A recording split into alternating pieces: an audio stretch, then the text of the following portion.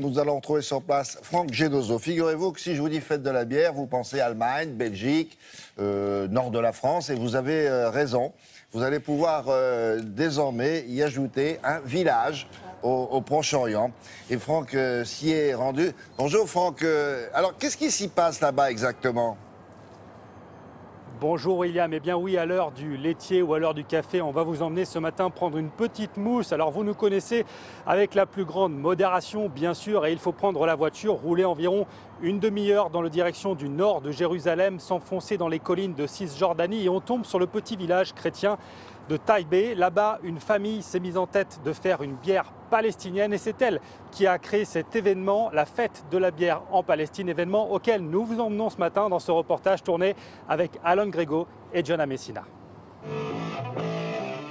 Dans les arides collines de Cisjordanie, coule un breuvage unique dans la région. Une bière dorée comme peut l'être le soleil de Palestine.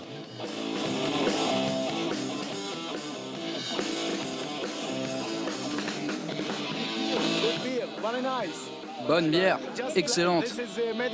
Made in Palestine. Et pourquoi pas, aussi bonne que celle qu'ils fabriquent en Allemagne. Bien sûr, on est très loin de l'euphorie et des excès de sa lointaine cousine bavaroise. Mais cette fête de la bière a tout de même ses petits moments de folie, comme ce concours de levée de coude. De Suède. Qui met aux prises des gros bras venus du monde entier. Pour rester dans la course, il ne faut pas verser une goutte de bière par terre. Et lorsque les biceps durcissent, c'est alors le concours de grimaces.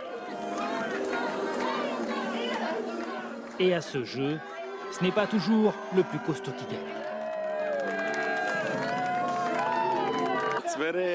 C'est super. J'ai mal au bras, mais c'est super. Ici, on brasse de la bière depuis 20 ans. Les bouteilles sont expédiées partout dans le monde. Et c'est une femme qui s'occupe à la fois de la fabrication et de battre en brèche les préjugés. En fait, historiquement, ce sont des femmes qui fabriquaient la bière. Et puis progressivement, c'est devenu une industrie masculine. Et moi, j'essaie d'inverser le processus. C'est un sacré défi. Oui, je relève le défi. Voir des femmes soulevant en public des chocs de bière n'est pas une image si fréquente dans la région. Alors celles-ci ne boudent pas leur plaisir lorsque le houblon fait sa révolution au Proche-Orient. Alors là, on vient de voir l'exemple de la Palestine. Franck, il faudrait peut-être rappeler qu'il s'agit d'un village chrétien. Pour qu'il n'y ait pas de confusion, car c'est de l'alcool. Et est-ce que la bière, ça ne se trouve que là, ou c'est un phénomène qui se répand un peu ? Eh bien, au Proche-Orient, ça se répand considérablement puisqu'il faut savoir que dans les 5 dernières années, la consommation a augmenté de 80% et cela tire le marché mondial, comme on dit dans le jargon économique.